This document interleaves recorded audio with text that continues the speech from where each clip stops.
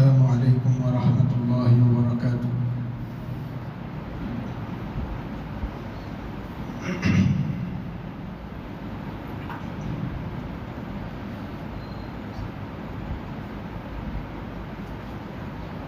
الحمد للہ نحمده ونستعینه ونستغفره ونؤمن به ونتوکل علیہ ونعوذ باللہ من شرور انفسنا ومن سیئات اعمالنا من يهده الله فلا مضل له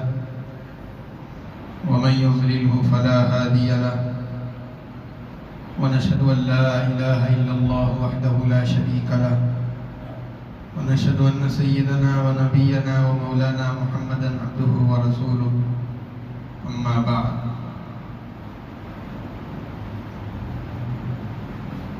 أعوذ بالله من الشيطان الرجيم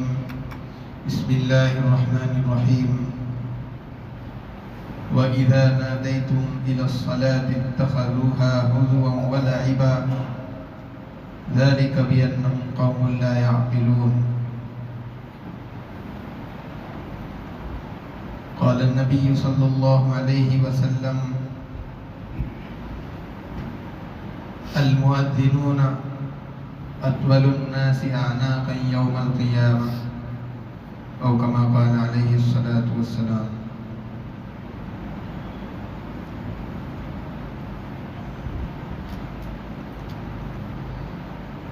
معزز سامعین اکرام،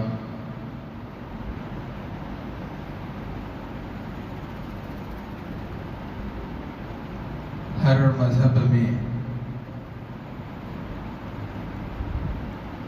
اس مذہب کے ماننے والے افراد پر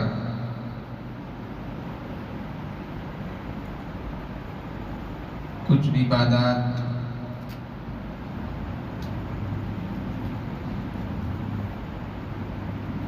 لازم کیے جاتے ہیں۔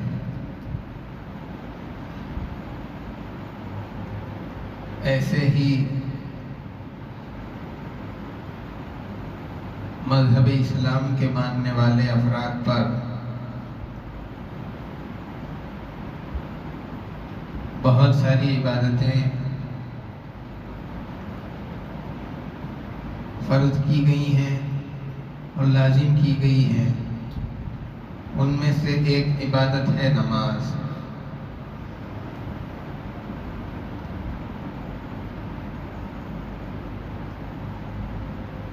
دیگر مذاہب میں بھی مختلف عبادات کے لیے لوگوں کو جمع کرنے کے واسطے ہر مذہب کا اپنا اپنا طریقہ ہے۔ ایسے ہی ہماری اس عبادت نماز کے لیے جمع کرنے کا بھی ایک مخصوص طریقہ ہے، جس کو ہم اور آپ اذان کہتے ہیں۔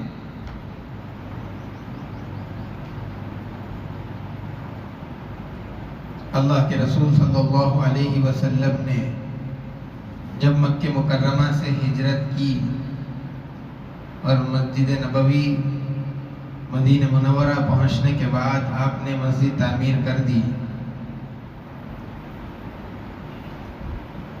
اب سب سے پہلا مسئلہ نبی رحمت صلی اللہ علیہ وسلم کے سامنے اور صحابہ کے سامنے یہی تھا کہ مسلمانوں کو نماز کی ادائیگی کے لیے کس طریقے سے جمع کیا جائے۔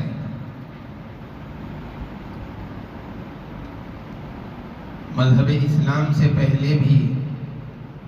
بلکہ اللہ کے رسول صلی اللہ علیہ وسلم کے مبعوث ہونے کے بعد میں جب آپ نبی بنائے گئے اس وقت سے ہی آپ صلی اللہ علیہ وسلم اور آپ کے ماننے والے دو نمازیں ادا کرتے تھے۔ معراج کے موقع پر آپ صلی اللہ علیہ وسلم کو 5 نمازیں دے دی گئیں، اور جب تک نبی رحمت صلی اللہ علیہ وسلم مکی زندگی میں تھے تو تو ساری نمازیں 2 رکعت تھی، فجر، ظہر، عصر اور عشاء سب 2 رکعت۔ ہجرت کرنے کے بعد میں ظہر، عصر اور عشاء کی نماز میں 2 رکعتوں کا مزید اضافہ کر دیا گیا اور 2 کی جگہ 4 رکعت بنا دی گئی۔ اب جب اس طرح کی نمازوں کے لیے مسلمانوں کو جمع کرنے کا مسئلہ سامنے آیا، اللہ کے رسول صلی اللہ علیہ وسلم نے صحابہ کرام رضوان اللہ تعالی علیہ مجمعین کو اپنے پاس بلوایا اور ان سے رائے طلب کی کہ کس طریقے سے مسلمانوں کو یہ اطلاع پہنچائی جائے کہ نماز کا وقت ہو گیا ہے، نماز کے لیے جمع ہونا ہے۔ بعض صحابہ کی رائے یہ ہوئی کہ ایک جھنڈا بلند کیا جائے جس کو دیکھ کر کے مسلمان جمع ہو جائیں گے۔ بعض نے کہا کہ جس طریقے سے یہودی سینگ بجاتے ہیں ہم بھی اس طریقے سے سینگ بجا کر کے مسلمانوں کو نماز کے لیے جمع کریں گے، اور بعض نے کہا کہ ہم ناقوس بجاتے ہیں۔ کسی اور کی رائے یہ ہوئی کہ ہم کسی اونچی جگہ پر آگ جلا دیتے ہیں، اس کی روشنی کو دیکھ کر سب مسلمان یہ سمجھ جائیں گے کہ نماز کا وقت ہو گیا ہے، اب مسجد کو چلنے کا وقت آ گیا ہے۔ اللہ کے رسول صلی اللہ علیہ وسلم نے صحابہ کرام رضوان اللہ تعالی علیہ مجمعین کی ان سب رائےوں اور مشوروں کو سنا، لیکن آپ نے ان میں سے کسی ایک رائے کو بھی قبول نہیں فرمایا، اس لیے کہ یہ جو رائے پیش ہوئی تھی اس کے اندر دوسرے مذاہب سے مشابہت پائی جا رہی تھی۔ یہودیوں کے ساتھ مشابہت، یا پھر ناقوس بجانے میں عیسائیوں کے ساتھ مشابہت، آگ جلانے میں مجوسیوں کے ساتھ مشابہت۔ اسی لیے حضور پاک صلی اللہ علیہ وسلم نے دوسروں کے ساتھ مشابہت والی چیزوں کو پسند نہیں فرمایا، اور کوئی فیصلہ ہوئے بغیر ہی یہ مجلس ختم ہو گئی۔ صرف اتنا طے پایا،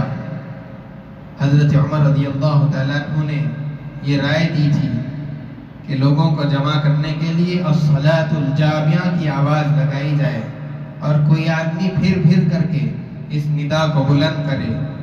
تاکہ ہر مسلمان کے کان میں یہ آواز پہنچے اور وہ نماز کے لیے مسجد آ جایا کرے۔ اللہ کے رسول صلی اللہ علیہ وسلم نے حضرت عمر رضی اللہ تعالیٰ عنہ کی رائے کو طے فرما دیا، اور یہ جو فکر اللہ کے رسول صلی اللہ علیہ وسلم کو لاحق تھی، اس کا سب سے زیادہ اثر ایک انصاری صحابی حضرت عبداللہ ابن زید ابن عبد ربہ رضی اللہ تعالیٰ عنہ کو ہوا۔ چنانچہ وہ بہت زیادہ فکر مند تھے اس سلسلے میں۔ جب جا کر کے اپنے گھر میں لیٹ گئے اور سو گئے تو انہوں نے ایک خواب دیکھا۔ خواب کے اندر یہ دیکھتے ہیں کہ کوئی آدمی ہے جو ہرا لباس پہنا ہوا جا رہا ہے، اور وہ اس کے ہاتھ کے اندر ایک قول ہے، بجانے کی چیز، ایک سینگ جس کے ذریعے سے آواز نکالی جاتی ہے۔ انہوں نے کہا کہ کیا وہ چیز مجھے بیچ دو گے؟ اس آدمی نے ان سے پوچھا کہ تم اس کا خرید کر کے کیا کرو گے؟ انہوں نے بتایا کہ ہم اس کو بجا کر کے لوگوں کو نماز کے لیے اکٹھا کرنا چاہتے ہیں۔ اس جانے والے نے کہا کہ میں اس سے بہتر چیز تم کو بتلاؤں؟ انہوں نے فوراً کہہ دیا کہ ضرور بتلا دیجئے۔ چنانچہ اس نے ایک جگہ کھڑے ہو کر کے ان کو اذان کے کلمات سکھلائے، اللہ اکبر اللہ اکبر۔ اس طریقے سے پوری اذان خواب کے اندر حضرت عبداللہ ابن زید ابن عبد ربہ رضی اللہ تعالیٰ عنہ کو بتائی گئی، اور پھر اسی کے اندر دوسری جگہ پر کھڑے ہو کر کے اس آدمی نے اقامت کے کلمات بھی سکھلائے کہ حی علی الصلاۃ حی علی الفلاح کے بعد میں قد قامت الصلاۃ 2 مرتبہ اضافہ کر لینا چاہیے۔ جب صبح کا وقت ہوا، یہ صحابی دوڑے دوڑے اللہ کے رسول صلی اللہ علیہ وسلم کے پاس آئے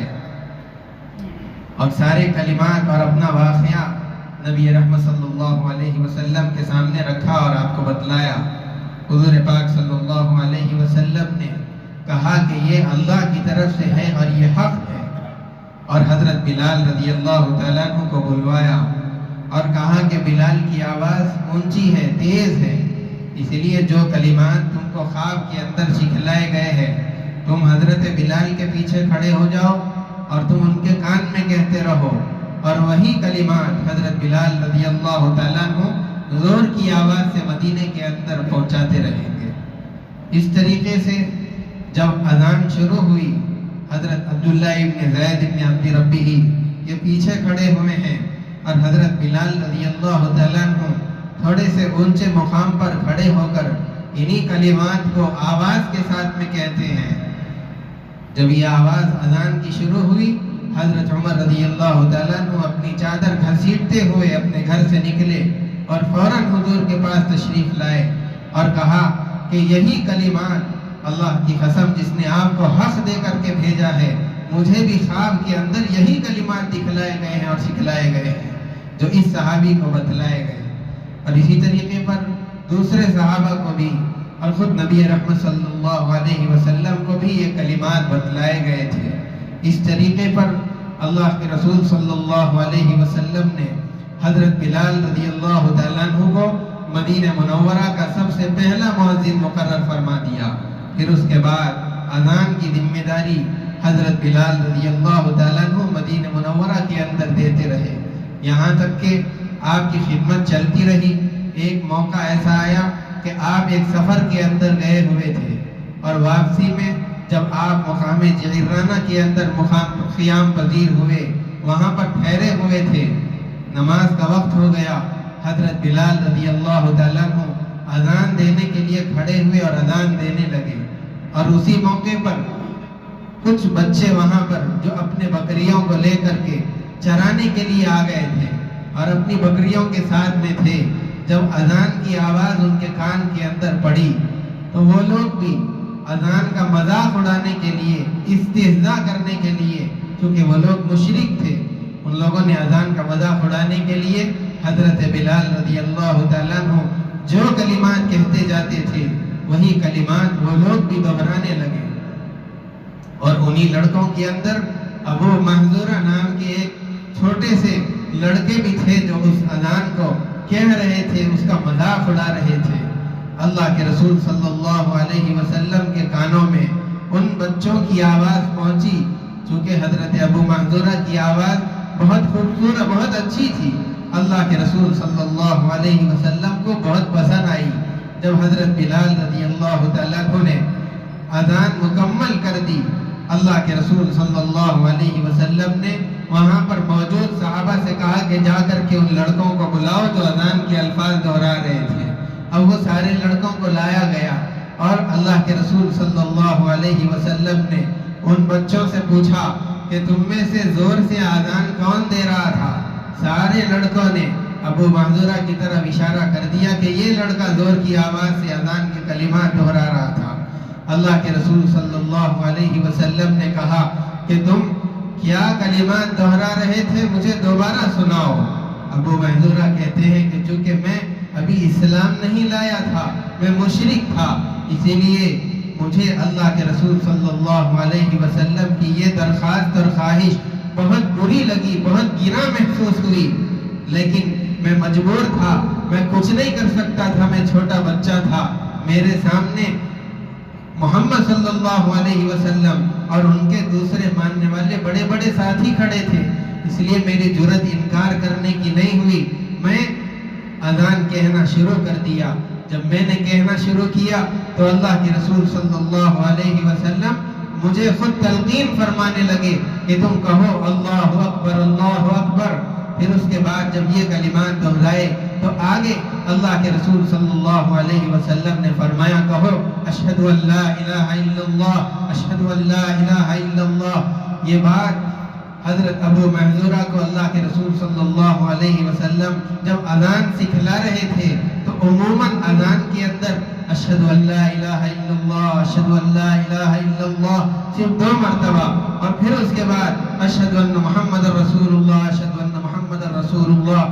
مرتبہ کہا جاتا ہے، لیکن ان کو اذان سکھلاتے وقت میں اللہ کے رسول صلی اللہ علیہ وسلم نے ان کو 4 مرتبہ کہا تھا اشہد ان لا الہ الا اللہ، اور 4 مرتبہ کہا تھا اشہد ان محمد رسول اللہ۔ اسی لیے اب جب انہوں نے اذان کے کلمات دہرا لیے 4 مرتبہ، اور جب اذان مکمل ہوئی تو ان کے اذان کے کلمات کے ختم ہونے کے ساتھ ساتھ اسلام ان کے دل کے اندر اتر گیا تھا۔ اللہ کے رسول صلی اللہ علیہ وسلم نے ان کے عمامے کو ان کے سر سے اتارا اور ان کے سر پر ہاتھ پھیرا اور ان کے سینے مبارک پر ہاتھ رکھ کے ان کو دعا دی، اللہم بارک فیہ واہدہ الی الاسلام، اے اللہ اس لڑکے کے اندر برکت دے دیجئے اور اس کو اسلام کی ہدایت سے نواز دیجئے۔ فرماتے ہیں حضور کی برکت سے اذان کے کلمات ختم ہونے کے ساتھ ہی میری زبان سے یہ نکل گیا اشہد ان لا الہ الا اللہ واشہد ان محمد عبدہ ورسولہ۔ اسی موقع پر انہوں نے حضور کے سامنے اسلام کو قبول کر لیا، چونکہ آواز بڑی اچھی تھی۔ جب فتح مکہ ہو گیا، مکہ مسلمانوں کے یہاں حاصل ہو گیا اور آ گیا، انہوں نے اللہ کے رسول صلی اللہ علیہ وسلم سے آ کر کے درخواست کی کہ اللہ کے نبی آپ کو میری اذان اچھی لگتی ہے، آپ مجھے مکے کا مؤذن مقرر فرما دیجئے۔ اللہ کے رسول صلی اللہ علیہ وسلم نے ان کی درخواست کو قبول کیا اور پھر اس کے بعد میں ان کو مکہ مکرمہ کا مؤذن مقرر کر دیا، اور یہ اپنی زندگی بھر اس خدمت کو انجام دیتے رہے۔ اور سب سے پہلے مکے کے مؤذن یہی حضرت ابو محذورہ رضی اللہ تعالیٰ عنہ ہے۔ اس طریقے پر خدمت انجام دیتے تو رہے، لیکن جیسے حضور نے ان کو سکھلایا تھا 4 مرتبہ اشہد ان لا الہ الا اللہ کہنا اور 4 مرتبہ اشہد ان محمد رسول اللہ کہنا، وہ اسی طریقے پر اذان دیتے تھے۔ دوسرے صحابہ کو اشکال ہوتا تھا، اور پھر حضرت ابوبکر رضی اللہ تعالیٰ عنہ کی خلافت میں صحابہ اکرام حضرت ابوبکر رضی اللہ تعالیٰ عنہ کے پاس ان کی شکایت لے کر کے آئے کہ اذان کا صحیح طریقہ یہ ہے کہ ان کلمات کو صرف 2 مرتبہ کہنا چاہیے، لیکن ابو محذورہ ہے کہ 4 مرتبہ اذان کے اندر ان کلمات کو کہتے ہیں۔ حضرت ابوبکر رضی اللہ تعالیٰ عنہ نے بھی ان کو بلا کر کے سمجھایا، دوسرے صحابہ نے بھی ان کو سمجھانے کی کوشش کی، لیکن وہ ماننے کے لیے تیار نہیں تھے، اس لیے کہ میرے آقا نے مجھے جب سکھلایا تھا تو 4 مرتبہ کہہ کر کے سکھلایا تھا، میں اس کو اپنی طرف سے کم نہیں کر سکتا۔ جب صحابہ کرام سمجھاتے تھک گئے تو حضرت ابوبکر رضی اللہ تعالیٰ عنہ نے کہا کہ ابو محذورہ کو ان کے حال پر چھوڑ دو، وہ جس طرح اذان دیتا ہے دینے دو، ان کو ان کے حال پر چھوڑ دو، جب وہ دنیا سے چلے جائیں گے تو ہم اس مسئلے کو بدل ڈالیں گے۔ اس طریقے پر اللہ کے رسول صلی اللہ علیہ وسلم کی محبت، آپ کے سکھلائے ہوئے کلمات کو بدلنا ایک مؤذن کے لیے گوارا نہیں تھا۔ فرماتے ہیں کہ اللہ کے رسول صلی اللہ علیہ وسلم نے جب ان کے سر پر ہاتھ پھیر دیا، ان کے بالوں پر ہاتھ پھیرا تھا شفقت کا، اس وقت سے جب وہ اسلام کے اندر داخل ہوئے تھے ان کی وفات تک انہوں نے ان بالوں کو اپنے سر سے اتارنا کٹوانا گوارا نہیں فرمایا، کیونکہ میرے آقا کا ہاتھ، میرے محبوب کا ہاتھ ان بالوں کے ساتھ لگا تھا، اور یہ مجھ سے جدا ہو جائے میں اس کو گوارا نہیں کر سکتا۔ ان کے بال اتنے لمبے ہو گئے تھے جس طرح عورتوں کے بال ہوتے ہیں۔ ایک مرتبہ بچے آ کر کے ضد کرنے لگے، پوچھنے لگے کہ کیا وجہ ہے کہ آپ ان بالوں کو نہیں کٹاتے، اتنے بڑے بال آپ نے کیوں رکھ لیے ہیں؟ پہلے تو انہوں نے کہا کہ یہ میری راز کی بات ہے، میں تم کو نہیں بتا سکتا، لیکن بچے جب ان سے کہا جائے کہ کوئی بات نہیں بتائی جائے گی، میری راز کی بات ہے، تو وہ اس کو معلوم کرنے کے لیے اور زیادہ ضد کرنے لگے۔ تب انہوں نے مجبور ہو کر کے بتایا کہ جب میں چھوٹا سا بچہ تھا، اللہ کے رسول نے میرے سر پر ہاتھ پھیرا تھا، وہ مبارک ہاتھ ان بالوں کے ساتھ چھو گیا تھا، اسی لیے میں یہ بات پسند نہیں کرتا کہ یہ بال مجھ سے جدا ہو جائے، اس کو برکت کا ہاتھ جو لگا تھا وہ ہمیشہ میرے ساتھ رہے، یہاں تک کہ جب میں اس دنیا سے قبر میں جاؤں تو وہ مبارک بال میرے ساتھ میرے قبر کے اندر بھی آ جائے۔ یہ محبت اللہ کے رسول صلی اللہ علیہ وسلم کے ساتھ صحابہ کرام رضوان اللہ تعالیٰ علیہم اجمعین کو تھی۔ اور پھر جب حضرت ابو محذورہ رضی اللہ تعالیٰ عنہ کا انتقال ہو گیا تو یہ اذان دینے کی حرم مکی کے اندر خدمت 300 سال تک ان کے خاندان کے اندر چلتی رہی، ان کے بیٹوں کے بعد میں ان کے بیٹے، پھر اس کے بعد میں ان کے بیٹے، اس طریقے سے 300 سال تک اس خاندان نے اللہ کے رسول کے زمانے سے لے کر کے 300 سال تک اذان اذان دینے کا اور یہ کام مبارک کام اور یہ معزز کام انجام دیا ہے۔ اذان یہ صرف نماز کو بلانے کا ایک ذریعہ نہیں ہے، بلکہ اس کے اندر اسلام کے جو 3 بنیادی عقائد ہے، توحید، رسالت اور آخرت، اس کا اعلان 5 مرتبہ دن کے اندر اس مقام سے کیا جاتا ہے۔ توحید، اللہ تبارک و تعالیٰ نے اس کے اندر ایسے کلمات کا انتخاب فرمایا۔ سب سے پہلے باری تو اللہ تبارک و تعالیٰ کی ذات و صفات کی، اس کے اظہار کے لیے اللہ اکبر کے کلمات سب سے پہلے کہلوائے۔ اس کے بعد میں دوسرا نمبر توحید کا آتا ہے، بلکہ جب اللہ تبارک و تعالیٰ کو رب مان لیا ہے تو اس رب ماننے کی، اللہ کے صفات کی تکمیل دوسرے کلمات کے ذریعے اشہد ان لا الہ الا اللہ، اشہد ان لا الہ الا اللہ کے ذریعے مکمل ہوتی ہے۔ اور پھر جب آدمی اللہ تعالیٰ کو رب اور معبود اور الہ مان لیتا ہے تو سوال آدمی کے ذہن میں یہ پیدا ہوتا ہے کہ اس معبود تک پہنچنے کا اور اس کا قرب حاصل کرنے کا کیا ذریعہ ہے، اور کس کے ذریعے سے، کون سے طریقے سے میں اس پروردگار کے قریب ہو سکتا ہوں۔ اس جواب کے لیے تیسرے کلمات متعین فرمائے، اشہد ان محمد رسول اللہ، کہ یہ وہی راستہ ہے جس کے ذریعے سے آدمی اللہ کے قریب ہو سکتا ہے، اللہ کے رسول کی اطاعت کے ذریعے سے اللہ کا قرب آدمی کو حاصل ہو سکتا ہے۔ اور پھر جب توحید کو مان لیا، رسالت کو مان لیا، تو پھر اللہ تبارک و تعالیٰ کی قرب حاصل کرنے کے لیے، اس کی قربت پانے کے لیے سب سے بہتر، سب سے افضل اور سب سے اعلیٰ طریقہ یہ ہے کہ آدمی نماز کو ادا کرے۔ اس کے لیے حی علی الصلاۃ، حی علی الصلاۃ، نماز کی طرف آ جاؤ۔ اور پھر یہ نماز پڑھنا، اللہ کی عبادت کرنا، یہ ایسا راستہ ہے جو آدمی کو کامیابی تک پہنچاتا ہے۔ اس کے واسطے آگے والے کلمات حی علی الفلاح، حی علی الفلاح متعین فرمائے۔ پھر آخر میں اللہ تبارک و تعالیٰ کی کبریائی، اس کی بڑائی اور اس کا ایک ہونا، اس کی وحدانیت کا اقرار کرانے کے لیے اللہ اکبر لا الہ الا اللہ کا اقرار کروا کر کے اذان کے کلمات مکمل فرمائیں۔ اذان کے بہت سارے فضائل احادیث کے اندر، قرآن کے اندر بھی اذان کا کئی جگہ پر ذکر کیا گیا ہے۔ وقت نہیں کہ ان کو ذکر کیا جائے۔ آیات کے اندر بھی اذان کا ذکر، احادیث کے اندر بھی اذان کا ذکر، اور پھر جو اذان دینے والے ہیں مؤذنین، ان کے لیے بھی بہت ساری خوشخبریاں احادیث کے اندر اللہ کے رسول صلی اللہ علیہ وسلم نے بتائی ہیں۔ بس ایک بات آپ کے سامنے بتاؤں، جو آدمی 12 سال تک اذان دیتا رہے، اللہ تبارک و تعالیٰ اس آدمی کو ضرور جنت کے اندر داخل فرماتے ہیں۔ اور قیامت کے روز مؤذنین کی گردنیں دوسرے لوگوں کے مقابلے میں بہت زیادہ اونچی ہو جائیں گی، اس لیے کہ علماء نے اس کے بہت سارے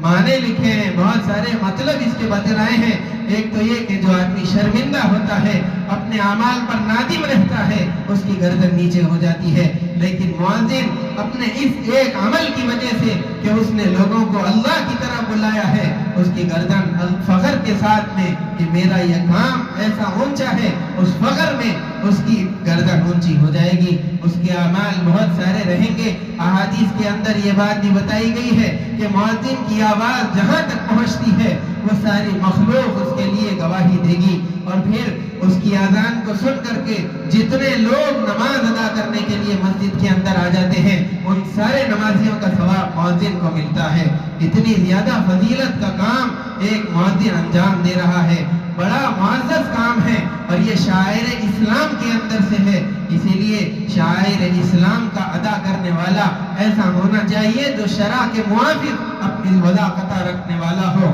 اور اپنی زندگی شریعت کے مطابق گزارنے والا ہو۔ ایسا آدمی ان شاعر اسلام کو ادا کرنے والا ہونا چاہیے۔ اور پھر اس طریقے پر